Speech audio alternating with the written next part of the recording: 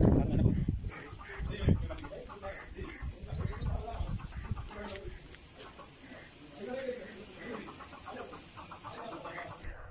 हम आए हैं मोहम्मद असलम गॉड फार्मिंग पे। अंकल हमारे साथ मौजूद हैं अब्दुल करीम साहब। इनका ये गॉड फार्म है, ये मालिक हैं इस शेड के, इस फार्म के। इनसे आज बातचीत करेंगे गॉड फार्म की जो मुकम्मल तफसीलात के साथ, कैसा ये बिज़नेस है, किस तरह ये सेटअप स्टार्ट किया जा सकता है, कितनी इस पर इन्वेस्टमेंट करनी होती है और मिनिमम इस पर कितनी इन्वेस्टमेंट की जा सकती है, शेड का मुकम्मल ख़र्चा कितना होता है, गॉड फार्मिंग किस तरह स्टार्ट की जा सकती है। अस्सलाम वालेकुम अंकल। वालेकुम अस्सलाम वरहमतुल्लाहि वबरकातुहू। नाज़रीन, मेरे भाई, मेरे सारे फार्मर, मेरा पूरा पाकिस्तान, बकरी का पालना ऐन सुन्नत है अंबिया की। और मेरे नबी सल्लल्लाहु अलैहि वसल्लम ने फरमाया कि बकरियां रखा करें, इनमें बरकत है। ये बहुत प्यार करने वाला जानवर है। रिज़्क़ का मामला मेरे मालिक के सुपुर्द है, लेकिन नबियों की सुन्नत को फॉलो करना भी इंतहाई बायस बरकत है, दुनियावी लिहाज से भी और दीनी लिहाज से भी। इसमें दोनों काम एक साथ हैं। तो मेरे दिन में ये बचपन से शौक़ था कि मैं ड्राइविंग करता था लाहौर से कराची ट्रेलर की। तो रास्ते में सिंध तक बेशुमार नस्लें हैं बकरी की, सिंध तक बहुत ज़बरदस्त, बहुत खूबसूरत, बड़ी कीमती नस्लें हैं। तो जब उनके रेवड़ में देखता था तो मेरे दिल में ऐसे शौक़ होता था कि मैं भी बकरियां रखूं। मेरे अल्लाह पाक मुझे वसाइल दे कि मैं इनको रखूं, इनकी खिदमत करूं, इनसे मोहब्बत का कोई मामला करूं। बस वो खालिक़े कायनात ने मेरी सुन ली। उसमें ये होता है कि हवा का गुज़रगाह, शुमालन जनूबन हवा चलती है, फिर सेकंड टाइम की लाइट और छाँव और धूप का अंदर आना, ये सारी चीज़ें इसमें ज़रूरी हैं। क्योंकि गोट फार्मिंग में सबसे बुनियादी चीज़ होती है कि गोट फार्म आपका ड्राई रहे, उसमें मॉइस्चर ना आए, नमी ना आए। बिल्कुल नमी बकरी के लिए नुकसानदेह है, क्योंकि इसको पसंद ही नहीं है, नमी पे ये बैठती नहीं है। जिस जगह नमी होगी ये बीमार होगी।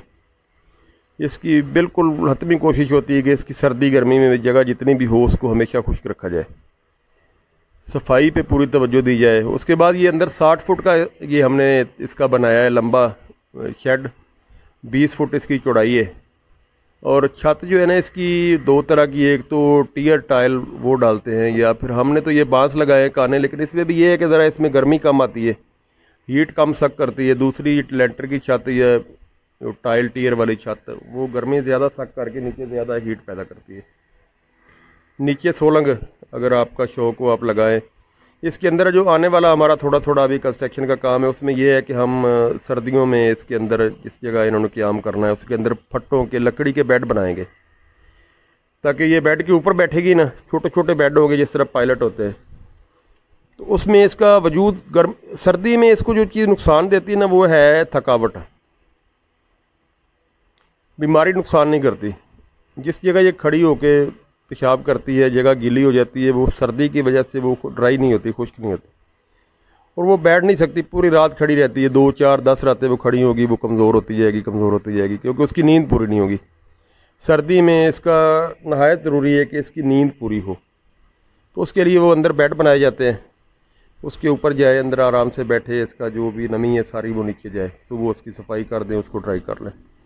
गर्मी में इसको ओपन जगह चाहिए, सर्दी में फिर इसको बाहर चाहिए धूप वाली जगह।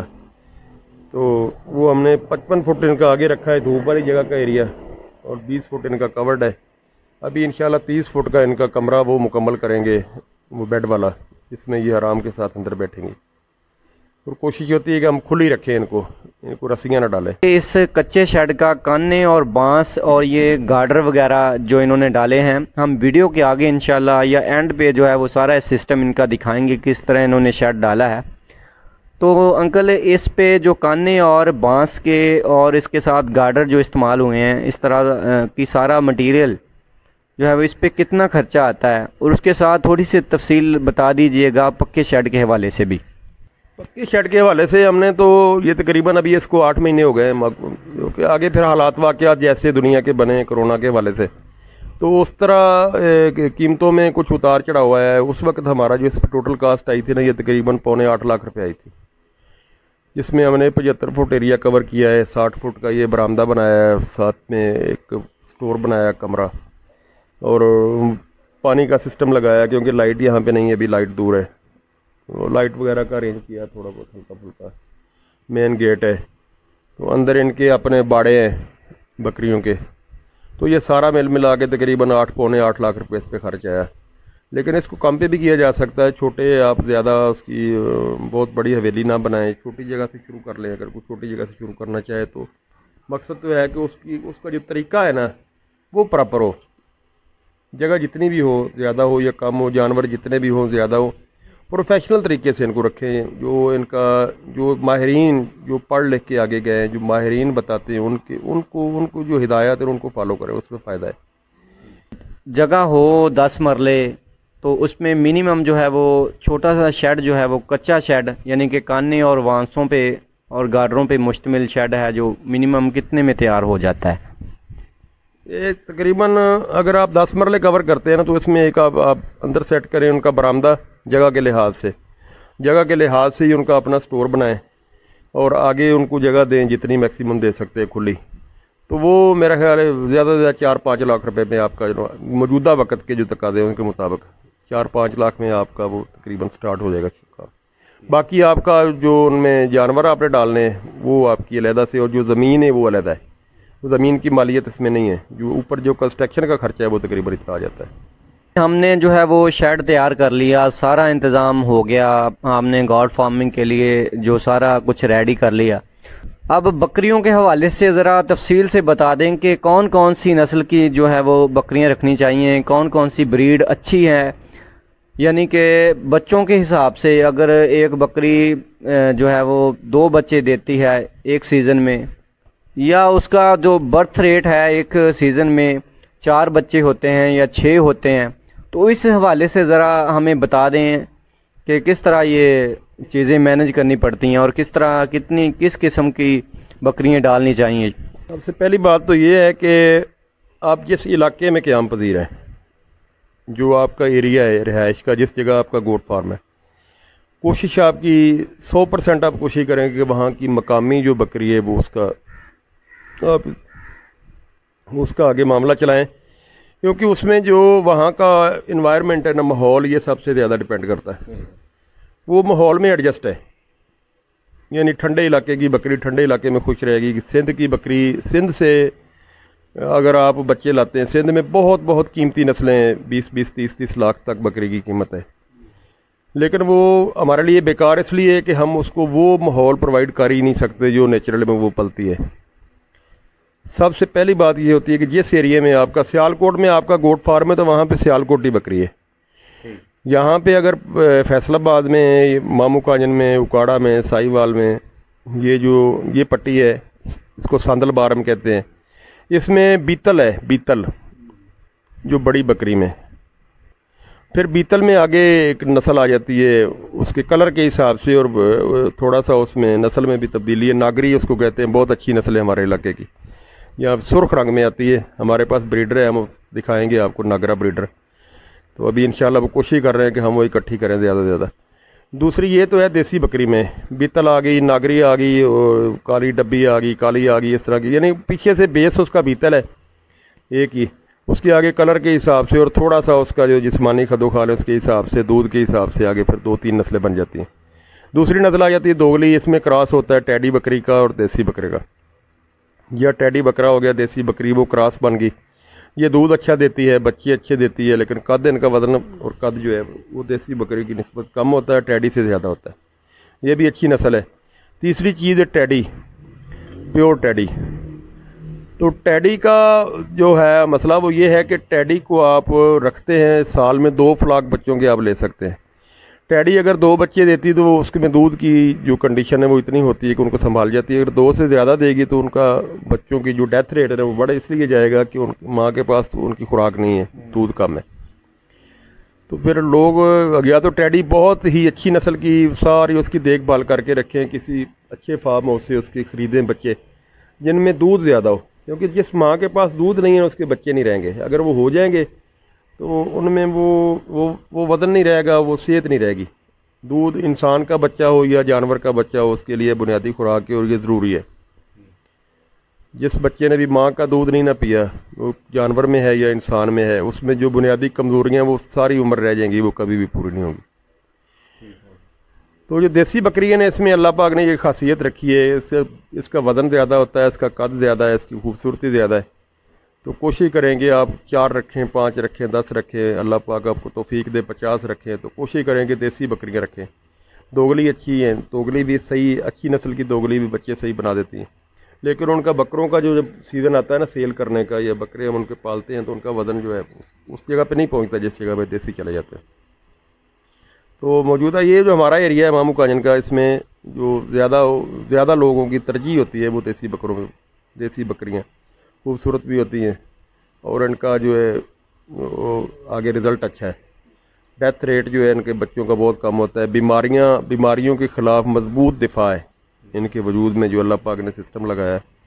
इस इलाके में जो डिज़ीज़ है ना, इस इलाके में जो बीमारियाँ, उनमें मुदाफ़ियत काफ़ी सारी मुदाफ़ियत रखती हैं, जिनको ये खुद सॉल्व करती हैं बग़ैर दवाई के। तो दूसरे इलाकों की बकरियां, ठंडे इलाके की हम ले आएंगे, जेलम गुजरात साइड के, वो यहाँ नहीं रहेंगी क्योंकि उनको ठंड दरकार है। सिंध वाले ले आएंगे, उनको खुश्की दरकार है क्योंकि सिंध में नमी नहीं होती, सिंध में खुश्क इलाका, वहाँ पे जो फीड है वो यहाँ पे हम प्रोवाइड नहीं कर सकते उनको, वहाँ का जो माहौल है वो नहीं प्रोवाइड कर सकते। तो वो गर्मी निकाल लेंगी बड़ी खुश होकर, लेकिन सर्दी में वो एक्सपायर हो जाएगी, नहीं बचेंगी आपसे। सर्दी में कोई तरीका नहीं कि आप उसको रख ले, बहुत ही मुश्किल हो जाएगा आपके लिए। यानी अंकल ने तफसील के साथ बताया है बकरियों की नस्ल के बारे में, बकरियों की जो ब्रीड है इसके बारे में, कि कौन सी बकरी अच्छी रहती है इन्वायरमेंट के हिसाब से, कौन सी बकरी कहाँ पे जो है वो ज़्यादा ग्रोथ करती है, ज़्यादा जो है वो अच्छे तरीके से पल सकती है, उससे ज़्यादा मुनाफा लिया जा सकता है। तो अंकल ये बताएं कि हमारे पास जो आपके पास बकरियां हैं, जो किस नस्ल की हैं, ये जो है वो साल में कितनी बार जो है वो बच्चे देती हैं, और इनके बच्चे देने की औसत जो है वो कितनी है? 2 देती हैं एक सीज़न में, या मतलब 3 बच्चे देती हैं? हमारा ना अभी इंशाल्लाह 7 महीने हुए हमने स्टार्ट लिया है। तो हमारी जो फर्स्ट प्रायोरिटी है ना, पहली कोशिश है वो यही है कि हम ज़्यादा से ज़्यादा यहाँ पे जो प्योर देसी बकरी है ना हमारे इलाके की, बिल्कुल प्योर ब्रीड है, वो हम लेके आएँ ताकि उससे बीमारी के ख़िलाफ़ दिफा मजबूत हो, उसकी खुराक अच्छी हो, वो आगे में अच्छा रिज़ल्ट दे, आगे उसके जो बच्चे हैं उनकी कीमत अच्छी हो, और उसको आगे जो अगर बकरियां देती हैं तो उनकी आगे फिर बढ़ोतरी बेहतरी हो। तो सबसे पहले जो तरजीह है ना हमारी वो है मकामी यहाँ की, उसी के लिहाज से हम वर्किंग कर रहे हैं। और जब जो अब तक हमारे पास आई हैं ना वो भी तकरीबन उसी नस्ल से हैं, उनमें कोई थोड़ी बहुत तब्दीली ला रहे हैं जो आगे जल के बेहतर रिज़ल्ट नहीं दे रही, उनको हम फारिग करके उसकी जगह एक्सचेंज करके दूसरियाँ ला रहे हैं। और इंशाल्लाह 1-1.5 साल के अंदर अंदर हम सारी इसको कोशिश करेंगे, अल्लाह पाक हमें कामयाब करेगा कि इनको सब की सब ना एक लाइन में, एक कद में, एक जिस्म में, एक नस्ल में आ जाएं सारी। ये तकरीबन 2 की इनकी एवरेज है बच्चों की, 2 बच्चे। और अगर आप सही उनको फीड देते हैं ना पूरी तरीके से, फुल प्रोटीन वाली फीड, जिस तरह लूसन है 24% इसमें प्रोटीन है, जिसमें रोड ग्रास है उसमें भी अच्छी प्रोटीन है, फिर इसका ड्राई मैटर है, इसको वनडे है, पानी, इनका माहौल, ये सारी चीज़ों को आप प्रॉपर तरीके से इन पे केयर करते हैं ना, तो ये इनका तरीक़ाकार जो माहिरीन बताते हैं मुझे कि ये एक बार बच्चे देने के बाद 21 दिन के बाद दोबारा क्रॉस हो। उनकी रिक्वायरमेंट ये है कि 21 दिन के बाद इनको इतनी अच्छी तरीके से इनको संभालें कि 21 दिन के बाद दोबारा क्रॉस, और साल में ये 2 फ्लाक दें, आपको 2 बार बच्चे दें, 2-2, तो 4 बच्चे साल में इंशाल्लाह। डेथ रेट अगर आपका कम है, यानी उनमें आप काफ़ी कामयाब हो जाते हैं कि इनके बच्चों को जो इनका एक्सपायर होने का, मरने की रेशियो आप कम से कम करने में जितने कामयाब होते जाएंगे ना, आप उतने अच्छे फार्मर बनते जाएंगे। तो वो इंशाल्लाह 1 साल के अंदर इधर बच्चे बकरियां हो जाती हैं। अल्लाह का इसमें, अल्लाह पाक इसमें इतनी बरकत डालता है कि बस बंदा सोचता ही नहीं कि ये क्या हो रहा है। बस आप खुलूस आपकी नीयत में हो और उनके साथ मोहब्बत करें, शफ़क़त से पेश आएँ और इनकी केयर करें, जितनी केयर करेंगे उतना आपके लिए ज़्यादा बेहतर हो जाएगा। कि जब बकरी लेनी है तो उसकी उम्र क्या होनी चाहिए, उसकी जो आपको मतलब पता चल सके ये कितनी देर बाद जो है वो क्रॉस पे आ जाएगी? बकरी की जो आपकी परचेज है ना, वो आप कोशिश करें कि आप साल से 1 साल 2 माह या 1.5 साल की बकरी, साल से ऊपर, यानी जो आपको यहाँ पे उसका जो संभालने का टाइम है वो दौरानिया कम से कम हो, और उसको आप आते ही जो मौसम के लिहाज से फीड है वो देनी शुरू कर दें। और उसको क्रॉस करवाएं। क्रॉस के इसके 2 सीज़न होते हैं, एक फरवरी होता है, फरवरी से मार्च, एक होता है अक्टूबर से नवंबर। फरवरी से मार्च में जो बकरियां आप क्रॉस कराएंगे ना, उनमें बकरा छोड़ेंगे तो वो जनाब आपको बच्चे देंगी जाके गर्मी निकाल के, जब गर्मी का सीज़न निकल जाएगा वो बच्चे आपके आ जाएंगे सितंबर में, सितंबर अक्टूबर में। और जो अक्टूबर की क्रॉस है ना, वो बकरी आपकी मार्च अप्रैल में चली जाएगी। तो दोनों मौसम मुतदिल है। तो बच्चों के डेथ रेट बचाने के लिए ये बड़ा एक ज़रूरी फैक्टर है। ये दोनों मौसमों में आपके जो बच्चे हैं ना, वो शदीद गर्मी से भी बच सकें और शदीद सर्दी से भी बच सकें। अगर आप अभी क्रॉस करवा देते हैं मिसाल के तौर पे जून में, तो ये आपकी जो आगे ब्रीडिंग आएगी ये आएगी 12वें महीने में, दिसंबर में। और दिसंबर में सर्दी तकरीबन काफ़ी हद तक बढ़ चुकी होती है, बाज़ औक़ात तो बहुत ज़्यादा हो चुकी होती है या ऐसा ऐसा तेज़ी की तरफ जा रही है। तो फिर सर्दी के दिनों में बच्चों को संभालना बड़ा मसला हो जाता है। और फिर आप दिसंबर में क्रॉस करवाते हैं तो वो आपकी ब्रीड आ जाएगी जून में, वो उससे भी ज़्यादा ख़तरनाक है, क्योंकि गर्मी के दिनों में इनको कीचड़ आ जाते हैं, पिस्सू आ जाते हैं, बच्चों को बहुत ज़्यादा इन पे अटैक करते हैं। गर्मी की हिद्दत है, उसके बुखार के, और ये 2 चीज़ 3 चीज़ें 4 चीज़ें इनको परेशानी का बायस बनती हैं। तो कोशिश करें कि आपकी फरवरी में और एक ब्रीड आए अप्रैल में आपकी और दूसरी आपकी आए अक्टूबर में, नवंबर में, बल्कि अक्टूबर में आए, सितंबर अक्टूबर में, ताकि वो सर्दी शुरू होने से पहले पहले अपने पैरों पे आ जाएं, वो मजबूत हो जाए थोड़े से। तो ये चंद चीज़ें हैं, इनमें आप ज़रा इनको अच्छी तरह केयर करें तो अल्लाह पाक आपको कामयाबी कर इंशाल्लाह देगा। तो 1 से 1.5 साल की बकरी जो है वो परचेज़ करनी चाहिए। 1 से 1.5 साल की जो बकरी की कीमत क्या होती है मार्केट में? तकरीबन 18 से 20 हज़ार, 17, 16, 17, 18, 20 तक, यानी 16 से 20 कर ले तो ये अच्छा रेट है। इससे ज़्यादा फिर नस्ल के हिसाब से आप ऊपर जाएंगे, जो बहुत हाई प्रोफाइल नस्लें हैं उनके हिसाब से।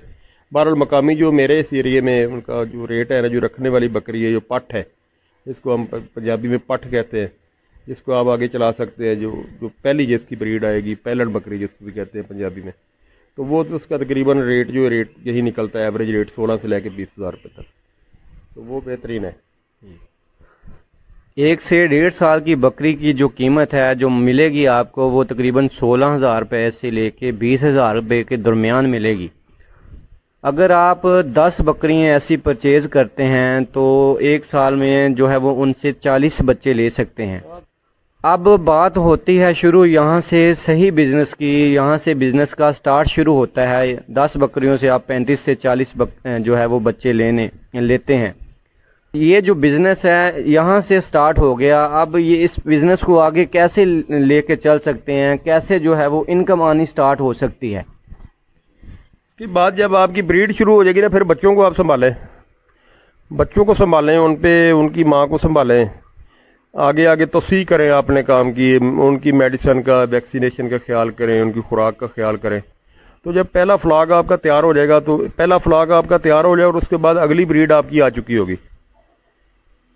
पहला जब मुकम्मल हो जाएगा, आपका तैयार हो जाएगा, जो बकरे हैं वो सेल के लिए तैयार हो जाएंगे। अगर वो बकरी है, मादा है, तो वो आगे क्रॉस के लिए तैयार हो जाएगी। तो उसके बाद जो पहली बकरियां आपने ली हैं 10, वो इंशाल्लाह अगले फ्लॉग के लिए, अगली ब्रीड के लिए तैयार होंगी।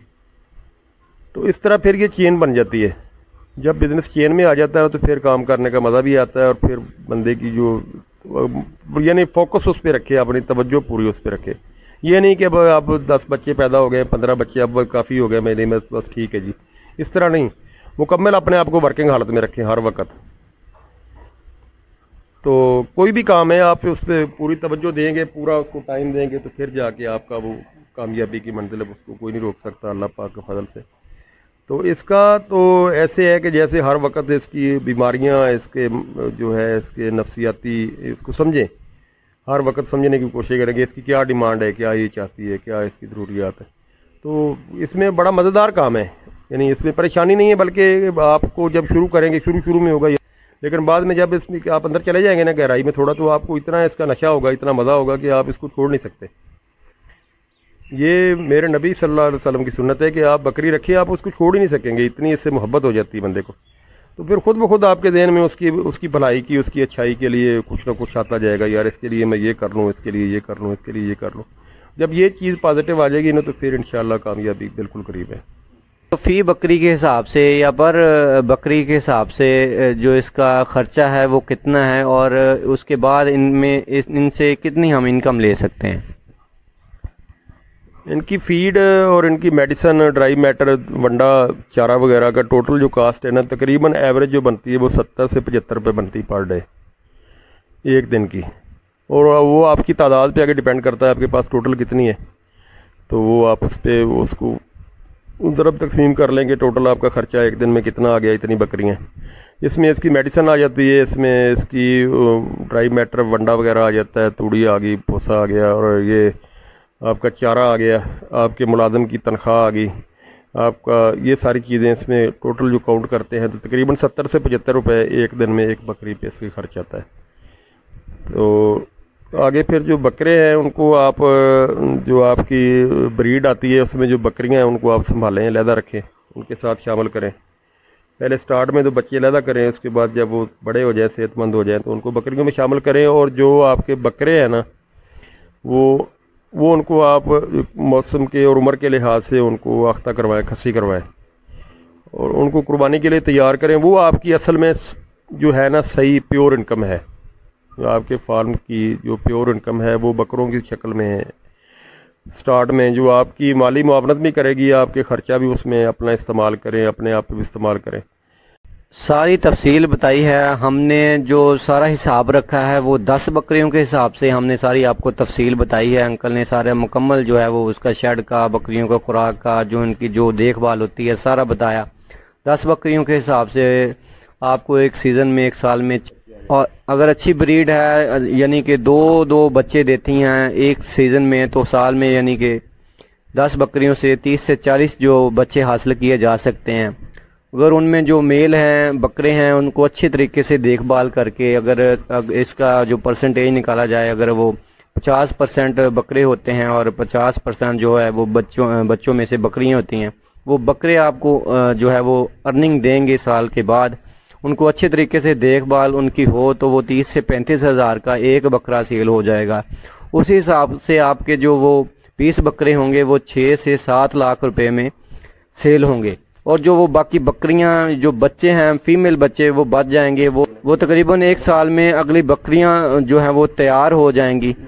वो भी जो है वो 15 से 20 हो सकती हैं, तो उनको जो है वो आगे क्रॉस हो जाएंगी। उस हिसाब से आप लगा लेंगे, अगर वो 20 हों और 10 बकरियां आपकी पहली हों तो उसके बाद आपके पास 30 बकरियां हो गई, और उन 30 बकरियों से आप 100 से 120 बच्चे जो है वो हासिल कर सकते हो अगले साल। हाँ जी, तो फिर जब अगले साल आपकी इनकम आएगी वो तकरीबन आपकी 10 लाख रुपए से ज़्यादा होगी इंशाल्लाह उल अज़ीज़। तो अंकल लास्ट में पूछते हैं कि 10 बकरियों के लिए या 20 बकरियों के लिए जो है वो ब्रीडर किस तरह का होना चाहिए, जो नर है वो किस तरह का होना चाहिए? 20 बकरियों पे जो एवरेज है ना, जो माहिरीन बताते हैं, वो 20 बकरियों में हर 20 में एक ब्रीडर हो, ताकि उसकी जो तवानाई है ना वो बरकरार रहे। और उसको साथ साथ जब उसका ब्रीडिंग सीज़न आता है ना, तो उसके लिए एक मखसूस खुराक तैयार की जाती है, रोज़ाना के बेस पे उसको दी जाती है, ताकि उसकी जो स्पर्म की तादाद है वो पूरी रहे। और आगे वो जो बकरी है, मादा है, वो भी जब आपने क्रॉस करवानी है तो 15 दिन, कम बेश 15 दिन या 20 दिन पहले उसको उसी खुराक के ज़रिए उसमें थोड़ी सी तब्दीली आती है, उसको तैयार करें मुकम्मल तौर पे ब्रीडिंग के लिए, ताकि उसकी भी जो हीट पे आने की उसकी रेशो है या उसके स्पर्म की एवरेज है वो बेहतर से बेहतर हो। उससे आपका जो आने वाला बच्चा है ना, उस पर उसके असरात अच्छे होंगे, वो उसकी सेहत बहुत अच्छी होगी। तो ब्रीडर की कोशिश करें कि आप उसी नस्ल में से ही लें जो आपके पास माल है। जो आपके पास बकरियां हैं, अगर बीतल हैं तो बीतल का ही ब्रीडर आप लें। ये ना हो कि आप टेडी बकरा लेके रख लें या कोई दोगला लेके रख लें, वो फिर वो चीज़ नहीं रहेगी, वो प्योर ब्रीड नहीं बनेगी, फिर वो एक अजीब ही मामला बन जाएगा। वो आपको मतलूबा नताइज वो नहीं आप मिल सकेंगे।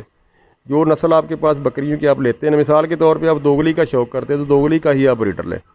अगर टैडी का करते हैं तो टैडी का ब्रीडर लें, अगर देसी का है तो देसी का ही आप रखें। तो वो आगे जाके फिर उनको अगर मुख्तलिफ ब्रीडर मुख्तलिफ नस्लों में आप डालते हैं ना, तो उसकी बड़ी पेचीदगी बन जाती है।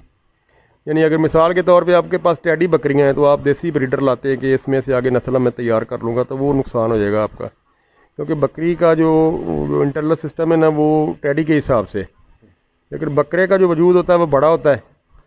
तो वो जब सोने पे आएगी ना, जब वो बच्चा देने पे आएगी तो वो नहीं वो कामयाब नहीं हो सकेगी, वो एक्सपायर हो जाती है, बकरियां मर जाती हैं। तो जिस नस्ल की आपके पास बकरियां ना आप कोशिश करेंगे उसी नस्ल का ही अच्छा ब्रीडर हो, खूबसूरत हो, उसका कद काट, उसकी लेंथ देखें, उसकी लंबाई, उसके चेहरा, उसका नकौड़ा, उसकी टांगें मजबूत हों, सारी चीज़ें उसमें काउंट करके खूबसूरत जानवर उसमें रखिए, उससे आगे बेहतर नताज मुहैया की जा सकते हैं। अंकल ने तफसील से बताया 20 बकरियों में किस तरह जो है वो एक ब्रीडर होता है, एक नर होता है एक अच्छी नस्ल का, और किस तरह जैसी नस्ल की बकरियां हैं उसी नस्ल का आपको ब्रीडर रखना पड़ता है, ब्रीडर रखना चाहिए। ये 10 बकरियों की बात हो रही थी तफसील से शुरू से जो है वो बिज़नेस के बारे में। अगर आपके पास इन्वेस्टमेंट ज़्यादा है स्टार्ट में तो आप 10 से 20 या 20 से 30 बकरियां रख सकते हैं। इन्वेस्टमेंट पे डिपेंड है, अगर 20 रखना चाहते हैं तो जो पहले ही साल जो 6 से 7 लाख रुपए हमने मुनाफा कहा है वो आपका 12 से 14 लाख रुपया बन सकता है। 30 रखते हैं तो 20 लाख तक आप पहले ही साल जा सकते हैं। तो इस तरह इन्वेस्टमेंट पे डिपेंड करता है। तो इसी तरह इंशाल्लाह नेक्स्ट वीडियो में एक अच्छे बिजनेस आइडिया के साथ फिर हाज़िर होंगे। तब तक के लिए इजाज़त दीजिए। अल्लाह हाफिज़। ਹੁਣ ਜਿਹੜਾ ਨਸਲ ਹੈ ਜਿਹੜੀ ਇਹ ਬਿੱਤਲੇ ਉਸ ਸਾਹਮਣੇ ਖੜੀ ਜਿਹੜੀ ਇਹ ਦੋਗਲੀ ਜਿਹੜੀ ਹੈ ਬੱਚੀ ਥੱਲੇ ਅੰਦਰ ਆ ਜਾਓ ਅੰਦਰ ਆ ਕੇ